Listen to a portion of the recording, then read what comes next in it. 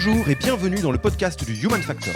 Je m'appelle Alexis Eve et tous les mercredis, je vais à la rencontre des startups les plus véloces pour rentrer en détail dans les bonnes pratiques RH qui leur permettent de faire du facteur humain un levier de croissance plutôt qu'un risque. Ouais, alors nous, on a pris le parti de définir les valeurs collectivement avec l'entreprise. Le Human Factor, ce n'est pas qu'un buzzword. C'est aussi le nom de notre premier livre. Les clés de l'alignement entre associés, d'une organisation adaptée ou encore de la bonne relation à son travail. The Human Factor, c'est 100 pages de retour terrain des plus belles startups et de bonnes pratiques actionnables. Si vous voulez en savoir plus, allez tout simplement sur www.yaniro.co/book, B-O-O-K. On met le lien dans la description de l'épisode. Pour l'heure, je vous laisse avec l'invité d'aujourd'hui et vous souhaite une bonne écoute. Bonjour Pierre, comment vas-tu ? Eh bien très bien, bonjour Alexis. Alors, merci beaucoup d'avoir accepté notre invitation sur le nouveau podcast de Yaniro sur le Human Factor. Alors toi, tu es un pionnier parce que pour ceux qui nous écoutent, vous vous rappelez peut-être que Pierre, tu as fait partie des tout premiers épisodes du podcast Yaniro historique, si j'ose dire. Et donc là, on est chez vous, dans vos locaux. Il fait encore très beau, hein, c'est l'été. Et quelque part, tu rempiles pour venir cette fois-ci parler de ton deuxième rôle, parmi de multiples, à savoir le côté RH de Herméo. Oui, tout à fait. Ouais. Alors, fondateur, tu pilotes les sujets RH. Est-ce que tu peux nous dire deux mots du pitch actuel de Herméo ? Comment on raconte Herméo vers mi-2020 ? D'accord. Ouais. Herméo, donc on développe une solution SaaS qui permet aux industriels de donner aux opérateurs les moyens d'être plus performants, plus efficaces. Alors vous existez depuis 2016 pour situer un peu l'âge de l'entreprise. Vous avez levé de l'argent en 2018, si je ne dis pas de bêtises, de 2,5 millions d'euros. Et là, vous êtes 28, un peu, c'est ça ? Ouais, exactement, 28. Ok. Et là, donc l'idée de cet épisode, ça va être de se pencher un peu sur la réalité des pratiques RH, des process RH de Herméo, sous deux angles. À la fois, qu'est-ce qui pose vraiment les fondations de ce qui fonctionne vraiment très bien d'un point de vue RH chez vous. Et dans la deuxième partie de cet épisode, on va se pencher sur peut-être un ou deux chantiers qui sont plus spécifiques que vous avez mis en place ces derniers temps, qui ont eu une performance particulièrement notable. C'est bon pour toi ? C'est bon pour moi. Ok, alors du coup, première question. Si on considère que Herméo, comme toute entreprise, s'est bâti sur des pierres angulaires un peu de pratiques RH, quels sont selon toi les fondamentaux RH de Herméo ? Alors, ça a évolué avec le temps aussi. Quand on était trois, donc on est trois fondateurs, quand on s'est lancé, les fondamentaux, c'était juste nous, le lien d'amitié qui nous rassemblait, c'était ça un peu la pierre angulaire. Et petit à petit, quand on a commencé à grossir, on s'est rendu compte que l'entreprise évoluait vite. Et quand on a fait notre levée de fonds, on a recruté beaucoup de collaborateurs d'un coup. Et on a eu des grosses problématiques RH parce qu'on faisait plus attention aux compétences qu'on ramenait chez Herméo plus que sur le fit humain. Et donc, on a décidé de faire un gros chantier sur les valeurs d'Herméo, ce qui nous unissait, nous, trois fondateurs initialement, et aussi maintenant, après, toute l'équipe au collectif. Donc maintenant, la pierre angulaire d'Herméo, c'est les valeurs qu'on a posées et qu'on a co-construites avec tous les collaborateurs et qu'on revoit régulièrement. Et alors, tu disais, vous avez recruté, vous avez vu qu'il commençait à avoir des problématiques. C'est quoi le genre de problématiques que vous rencontriez avant de formaliser ces valeurs et ce socle-là ? Principalement, donc, on avait des problèmes de communication entre des collaborateurs parce que il y en avait qui venaient d'horizons différents et en fait, ils n'arrivaient pas bien à s'entendre, ils n'arrivaient pas bien à collaborer sur les différents sujets, ils n'arrivaient pas à se passer les informations. À chaque fois qu'il y avait un problème, ils étaient toujours en train de dire oui, mais c'est la faute de quelqu'un d'autre, etc. Et donc, en fait, on se rendait compte qu'on n'avançait pas tous dans la même direction. Et ce qui ralentissait la progression d'Herméo. Et donc, c'est pour ça qu'on s'est dit, mais non, c'est pas possible. On recrute des gens qui sont smart, les gens qui en veulent.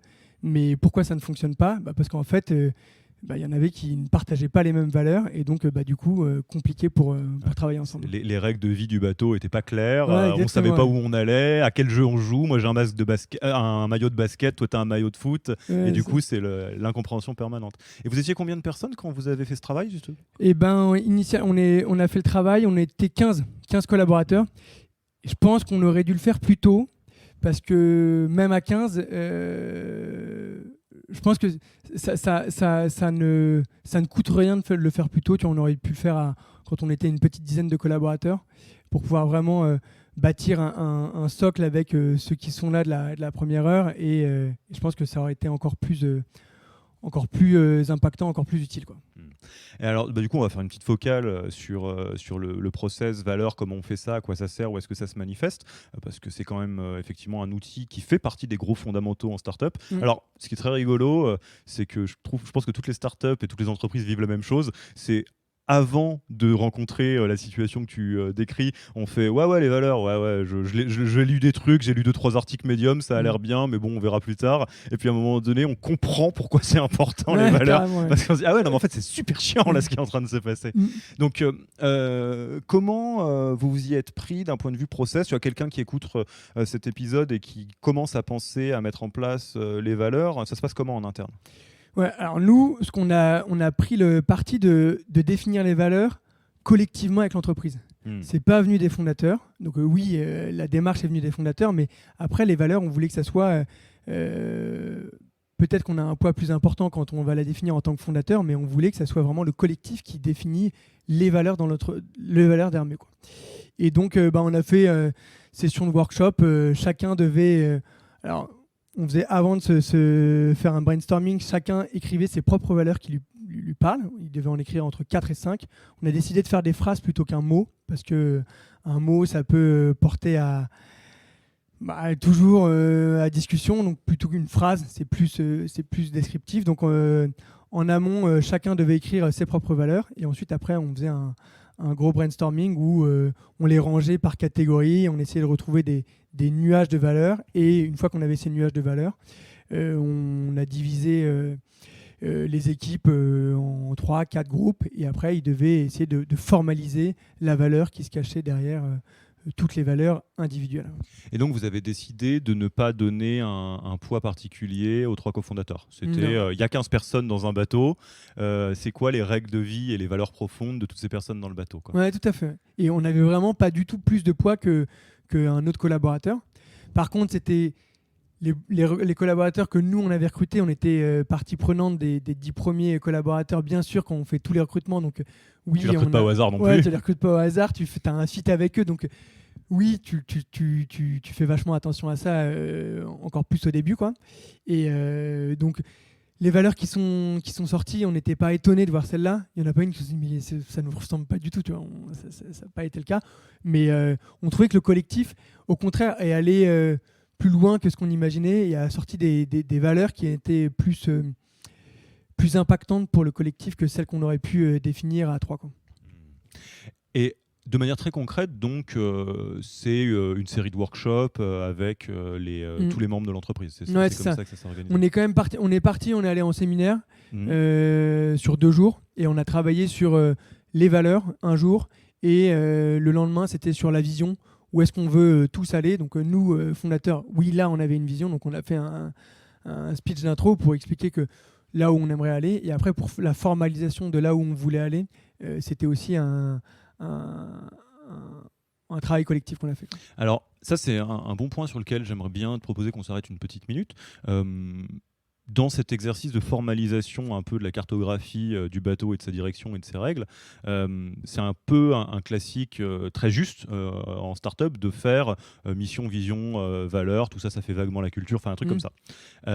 Si on s'arrête juste sur vision, qui est vraiment la question du cap, où est-ce qu'on va, le rêve, la médaille d'or des JO à atteindre, etc. Et les valeurs qui sont donc ce qui nous unit, les règles de vie à bord du bateau et quelque part notre âme en tant que collectif. Au quotidien, de manière très opérationnelle, à quel point l'un et l'autre sont pour toi extrêmement importants, ou est-ce qu'il y en a un qui est encore plus important que l'autre? À quel point tu sens de formaliser ces 2 objets-là, il y a eu un déclic après dans la boîte et un impact qui s'est vérifié directement?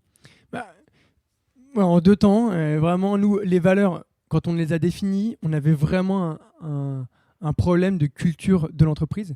Donc, c'est les valeurs qui ont été prédominantes ça a eu un impact direct parce que tout de suite, on a fait beaucoup plus attention dans les recrutements avec qui on recrutait. On a peut-être délaissé trop les compétences et plus recruté par rapport aux valeurs. Donc il faut trouver vraiment le juste milieu, c'est compliqué quoi. Et donc ça a eu un impact vraiment direct et on s'est séparé aussi de certains collaborateurs parce que on avait grossi rapidement après notre levée de fonds et on avait des collaborateurs qui ne partageaient pas nos valeurs et donc on a dû s'en séparer. Donc déjà ça nous a permis aussi de savoir avec qui on voulait mener le bateau, quoi, comme tu disais. Et après, une fois qu'on les avait formalisés et que le recrutement tournait avec ces valeurs-là, parce qu'on fait attention lors de ce recrutement, on se pose des questions, est-ce que ce candidat-là, est-ce qu'il match avec telle valeur, telle valeur, telle valeur. Donc ça, on fait bien attention. En entretien individuel aussi, annuel, voilà, c'est une grosse partie de l'entretien individuel annuel des collaborateurs. On voit si le collaborateur est toujours aligné avec les valeurs. Mais maintenant, c'est intégré dans la culture, dans la vie d'Herméo. Donc, on n'est pas en train de les rappeler toutes les 2 minutes. Et par contre, la vision prédomine aujourd'hui parce que c'est hyper important pour nous que tout le monde soit aligné vers la même direction. Plus tu grossis, tout le monde est de bonne volonté, mais chacun peut faire les projets à droite à gauche. Et est-ce que ça permet d'aller dans la même direction? C'est pas sûr à 100% à chaque fois. Et donc la vision maintenant, c'est quelque chose qui est très important et que nous, nos collaborateurs, on fait régulièrement des sondages et c'est quelque chose qui ressort à chaque fois en nous disant rappelez la vision, rappelez la vision, rappelez la vision, rappelez la vision, parce que c'est quelque chose qui est hyper important. C'est la demande qu'ils font? Ouais, c'est la demande qu'ils font. D'accord. Et on a défini plusieurs visions, des visions court terme, moyen terme et long terme. Comme ça, le court terme, parce que le long terme, la médaille d'or GJO, oui, ça fait rêver, mais ça peut être dans 4 ans. Et donc, pour arriver à te dire, oui, mais je vais travailler pour une médaille d'or dans 4 ans, il y a certains collaborateurs qui ont du mal à se projeter. Donc, ils ont besoin d'avoir des visions plus court terme, à 6 mois, pour dire, voilà, on veut être là dans 6 mois. Et voilà ce qu'il faut faire. Tu peux tout à fait effectivement décliner une vision qui a pour but d'être inspirante et des OKR ou quelque chose comme ça qui est très là on a la tête dans la mêlée, où est-ce qu'on va quoi. Exactement. Tout à fait. Ok. Et donc ce que je comprends, c'est que dans le parcours d'Herméo, là du haut de ces 4 ans, les valeurs ont été hyper structurantes au démarrage et la vision commence à être de plus en plus importante maintenant à l'heure où on se parle quoi. Ouais, exactement. Ouais. Tout à fait. Ouais, non, c'est très intéressant. Et donc, vous en servez, j'imagine, donc en recrutement, en entretien annuel éventuellement. Ouais, exactement. Voilà. Alors, c'est toujours on s'en sert vraiment. Recrutement, entretien individuel et aussi si on a des problèmes avec des collaborateurs.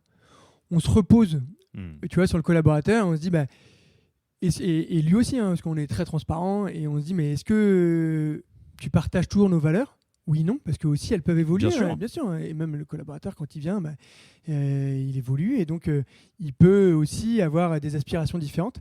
Et ça nous permet aussi de se dire, il faut arrêter ou non, on peut continuer, on remet bien les cartes à plat et on repart sur une nouvelle aventure. Et vous êtes au stade où elles sont encore hyper alignées ou vous commencez à voir le moment où vous allez avoir besoin de remettre à jour les valeurs? Ouais, non, là aujourd'hui, on sent qu'il faut les remettre à jour, plus par nécessité pour l'entreprise. Alors, c'est-à-dire? C'est-à-dire que tu peux avoir des valeurs pour construire un projet et ensuite, après, si tu es en phase de scale, ça peut être des valeurs différentes dont tu as besoin, ou des profils différents dont tu as besoin. Et c'est pour ça que ce qu'on aimerait, là, aujourd'hui, on va partir, alors, on va voir si la crise nous le permet, mais on avait prévu un séminaire en octobre où on allait remettre à plat les valeurs et pour ressortir des valeurs qui nous unissent aujourd'hui et des valeurs dont on a besoin pour arriver à grandir plus rapidement. Et comme ça nous permettrait lorsqu'on recrute des nouveaux collaborateurs, de se dire tiens, il y a cette valeur-là qu'on n'exprime pas assez chez Herméo. Est-ce que il faut que dans les recrutements, qu'on fasse attention à ce que la personne qu'on va recruter, les candidats qu'on va recruter, ils aient cette valeur-là pour pouvoir nous aider à faire évoluer Herméo. Alors là, ça me permet de faire un petit point dans nous ce qu'on voit, parce que tu pointes quelque chose qui est crucial et qui est des fois pas suffisamment explicité dans ce chantier un peu valeur, vision, etc. C'est le côté de l'impermanence obligatoire d'une startup. Une startup, tu vois, on s'est rencontrés il y a 1 ou 2 ans pour le premier épisode du podcast, enfin dans le premier podcast. Là, ça a beaucoup changé encore Herméo, et c'est normal. Enfin, c'est le principe d'une startup. Et sur ces sujets-là, évidemment, en fait, c'est le job aussi, alors soit des personnes équivalentes des RH ou des founders en charge des RH, de toujours s'assurer que tout le monde à bord est à jour par rapport à l'entreprise telle qu'elle est à l'instant T.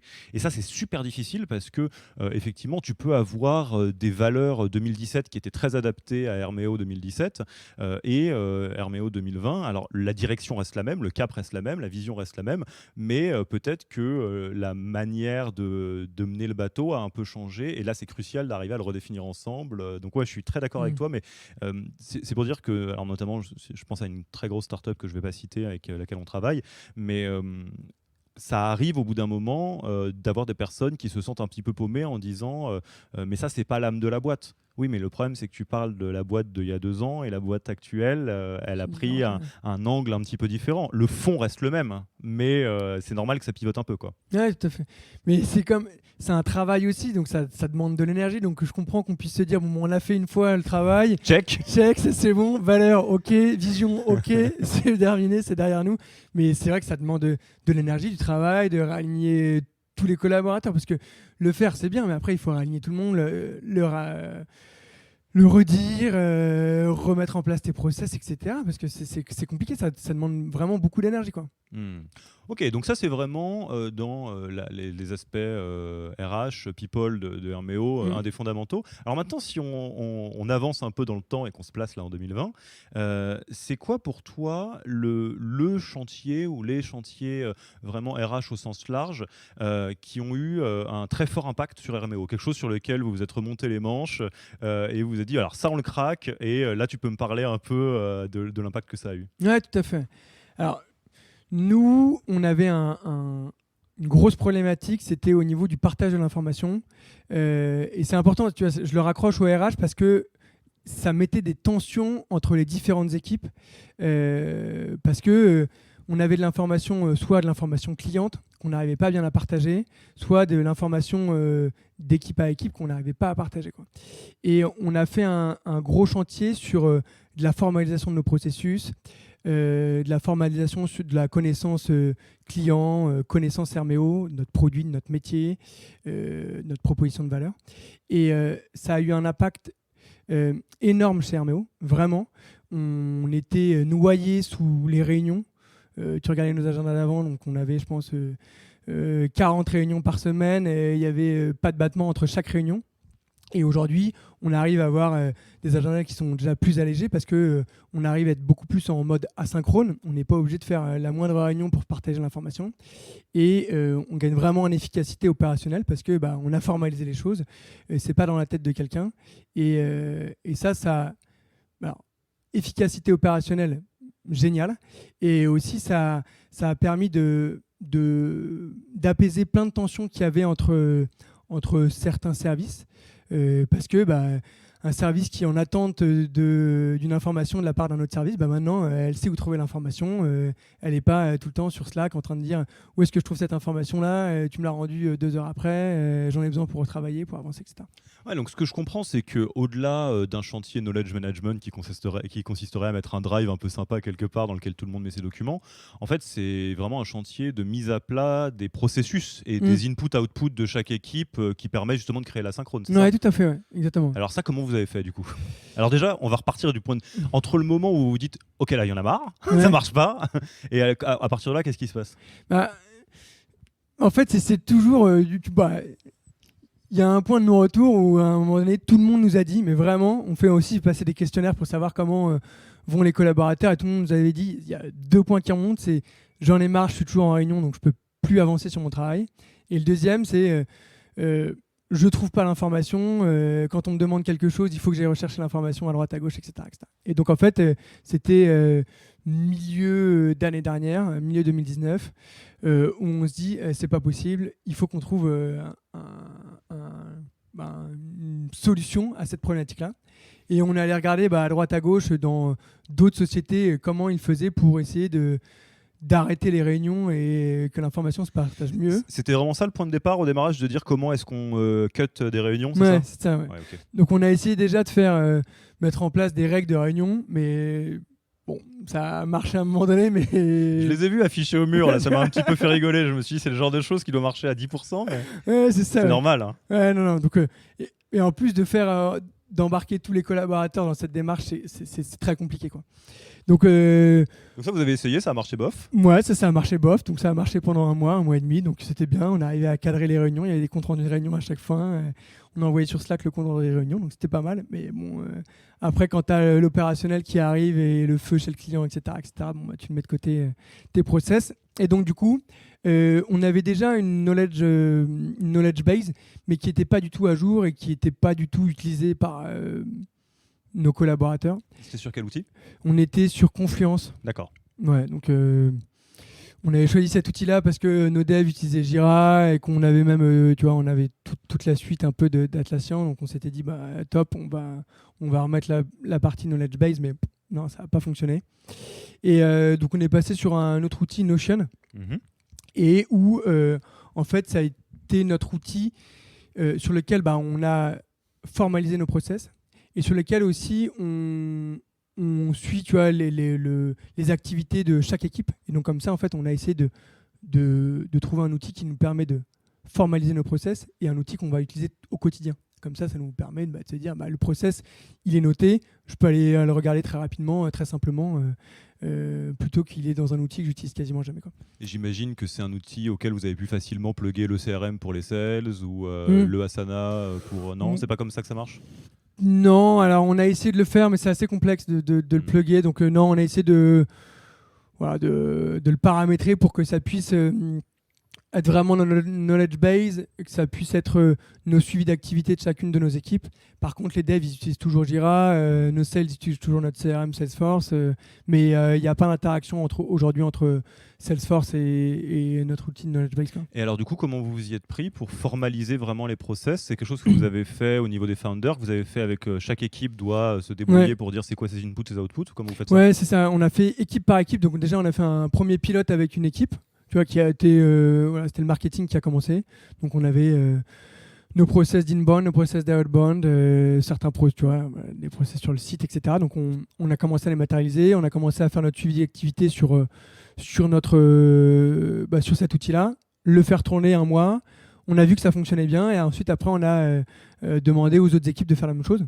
Et donc petit à petit, ça a été le produit, les sales, CSM, etc., quoi. Et ça, du coup, en termes d'impact, quel impact ça a eu sur la fluidité de l'orga, sur la satisfaction des équipes? Tu le mesures avec quels indicateurs, entre guillemets? Alors, on le mesurait, nous. Donc, on fait des questionnaires de satisfaction au niveau de nos employés. Donc, ça a disparu. Ils étaient vachement satisfaits de cet outil-là. On a eu une diminution du nombre de messages sur Slack et une diminution du nombre de réunions. Donc, c'était quelque chose qui était hyper important pour nous. Et aujourd'hui, vraiment, on passe beaucoup moins de temps en réunion. Bon, il y a des réunions, ça sert, hein, mais c'est pas forcément l'endroit le plus productif de la Terre. Donc, ça nous permet d'être plus productif. Alors, on ne mesure pas la productivité de chacun des collaborateurs encore chez Herméo, mais on est convaincu qu'il y a eu un vrai gap entre l'avant et l'après, quoi.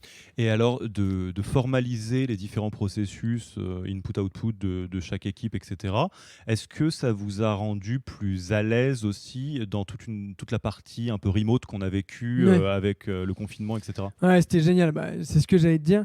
Et ça a été une force pour nous de l'avoir fait juste avant le confinement. Bon, il y avait eu aussi une grève fin d'année dernière pour la retraite. Donc déjà, ça nous avait aidé parce qu'il y avait quand même beaucoup de monde qui était en remote, sur toute la partie engineering et product.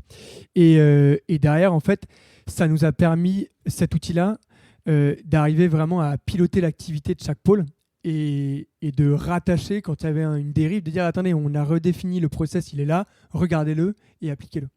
Ouais, donc en fait, le learning de ce que vous avez testé, c'est qu'il ne faut pas forcément attendre de déclarer une culture full remote, full asynchrone, à la Buffer ou je ne sais pas avec trop qui, pour en prendre des billes, parce que de toute façon, ça structure tout le reste et ça te rend plus agile quand il y a des crises, entre guillemets. Ouais, tout à fait. Crise, et l'autre point qu'on a vu qui est génial aussi, c'est sur l'onboarding des nouveaux collaborateurs. C'est d'une puissance d'avoir tout formalisé. Non, mais c'est dingue, hein, parce que en onboarding, ça prend du temps, de l'énergie. Et là, nous, on arrive à onboarder des collaborateurs. Bien sûr qu'il y a des touchpoints avec les équipes, mais beaucoup moins qu'avant, quoi. Avant, pour expliquer le moindre process, c'était une présentation d'1 heure et demie, et en plus tu devais apprendre à chaque fois les directeurs de pôle, etc. Donc c'est du temps, qui a beaucoup de valeur. Et alors que là, tu peux, bien sûr qu'il y a toujours une présentation des chefs de pôle, etc. Mais ils peuvent aborder d'autres sujets et qu'on ne peut pas formaliser. Tu vois, sur la vision du pôle sales, où est-ce qu'il faut l'emmener dans 6 mois, etc. Et il parle de ça, il présente ça, plutôt que de présenter le process sales, quoi. Ouais, lis ça, regarde cette vidéo, check ce book d'entrée, et comme ça, quand on va se voir, on pourra discuter de ça. Plutôt que je te refasse tout. Exactement. Non, c'est génial, tu vois. On a un onboarding maintenant, ils arrivent, c'est Trello, et ils ont plein de cartes qui renvoient vers chacun des articles qu'on a fait dans notre knowledge base, et ils sont en autonomie, quoi. On a là, tu vois, alors, c'est des stagiaires qu'on a onboardés plutôt en été, et ils s'onboardent quasiment en autonomie, quoi. C'est cool. Et alors là, quelqu'un qui nous écoute, qui a envie de se jeter à l'eau là-dessus, si tu devais faire la petite fiche résumée en 3 minutes des étapes, de combien de temps ça prend, comment faire ça bien, dans tes apprentissages, tu le reformaliserais comment ? Ouais, alors première partie, c'est déjà bien choisir l'outil et le choisir avec l'intégralité des collaborateurs. Pas d'arriver en poussant un outil. Nous, c'est ce qu'on avait fait avec Confluence. C'était les devs qui avaient poussé Confluence. Hop, pushback des autres. Voilà, c'est ça. Et donc, en fait, marketing qui disait, mais non, mais ça, c'est nul, les sales, la même chose, etc. Donc, vraiment se caler sur l'outil, parce que c'est quelque chose qui est hyper important. Parce que si c'est un outil qui ne plaît pas à l'intégralité des collaborateurs, il ne va pas être utilisé. Donc, ça meurt dans l'œuf directement. Donc, vraiment se caler sur un outil qui plaît à l'intégralité des équipes. C'est le premier point. Deuxième point, c'est de pas voir tout de suite, on va mettre tous nos process dessus, c'est d'y aller étape par étape et de faire vraiment un mini pilote, mais vraiment faire un test avec une équipe. Et l'équipe, il faut essayer de choisir l'équipe qui est le plus motivée pour pouvoir formaliser ces process, parce que derrière, après, ils vont prêcher la bonne parole. Et ensuite, après, le généraliser étape par étape. Ok, et ça, mis bout à bout, ça vous a pris combien de temps à la grosse ? Alors, on est toujours en train de le faire. Ouais, oui, donc, voilà, tu vois, c'est quelque chose qui vit, donc c'est ça qui est bien génial, sûr. c'est que ça vit. On a mis, concrètement, on a dû mettre 3 mois pour que toutes les équipes formalisent une grosse partie de leur process. Ok. Alors, écoute, on va arriver tranquillement à la fin de l'interview et je vais passer donc aux questions de fin d'interview, si ça te va. Déjà, c'est quoi le meilleur canal pour te contacter si on a envie de te poser des questions sur tout ce qui a été fait ? Moi, c'est adresse email. Adresse email, on la mettra dans la description du coup. pierre.joly@hermeo.com. Ok, quel livre, podcast ou blog tu recommanderais aux auditeurs sur les sujets RH, pratiques, etc. Moi, c'est le livre Woo.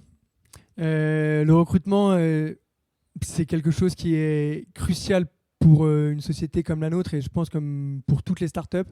Et c'est un livre qui théorise le recrutement. La fameuse méthode Woo. Voilà. Je cite Judith Tripart d'un épisode précédent. Il y a tellement de choses qui ont été très bien formalisées dans ce bouquin que si vous ne savez pas par quel bout le prendre, commencez déjà par faire ça by the book. C'est déjà un bon début plutôt que philosophiquement vous faire des nœuds au cerveau. Et c'est vraiment pas mal. Enfin, on sait qu'il y a beaucoup de fervents amateurs de la méthode Woo. Et enfin, comme tu sais, la philosophie de ce podcast, c'est vraiment le côté je vais prendre un café avec tous les RH de l'écosystème et leur poser des questions. Toi, qui est-ce que tu aimerais que je rencontre ? Qu'est-ce que tu nommes pour le prochain épisode ? Et surtout, quelles questions tu aimerais que je lui pose de ta part ? Alors, j'ai pas son nom, mais j'aimerais beaucoup que tu puisses interroger un DRH d'une scale-up et qui explique comment il a réussi à trouver les 10 premières pépites qui ont Alors, bien sûr qu'il y a le produit qui fait le succès de la startup, mais il y a aussi les people et comment il a réussi à trouver les 10 pépites qui ont fait le succès de leur startup. Ok, donc au-delà de la méthode Who, les petites bottes secrètes. Ouais, c'est ça, ouais. Non, mais la méthode Who, nous, on l'a appliquée, mais c'est bien. Mais... Ça change rien aux gens qui rentrent dedans, c'est ça? C'est ça. Non, mais c'est quelque chose qui permet de théoriser et pas de se planter et pas de faire les erreurs classiques que tu fais quand tu n'as jamais fait de recrutement. Mais d'aller plus loin, je pense que c'est hyper important. Et aujourd'hui, même encore, aujourd'hui, on a du mal à trouver des rocket stars. Et donc, j'aimerais bien savoir comment déjà on les trouve et comment, lors des entretiens, on arrive à déceler le potentiel d'un collaborateur. Le message est passé, je poserai la question de ta part. Bah écoute, merci beaucoup Pierre pour ton temps. Je te dis à très vite et puis à bientôt. Ouais, merci à toi. Merci d'avoir écouté cet épisode. S'il vous a plu et que vous ne voulez rater aucun nouvel épisode, abonnez-vous à la newsletter en allant sur le site www.yaniro.co. Et à mercredi prochain pour le prochain épisode.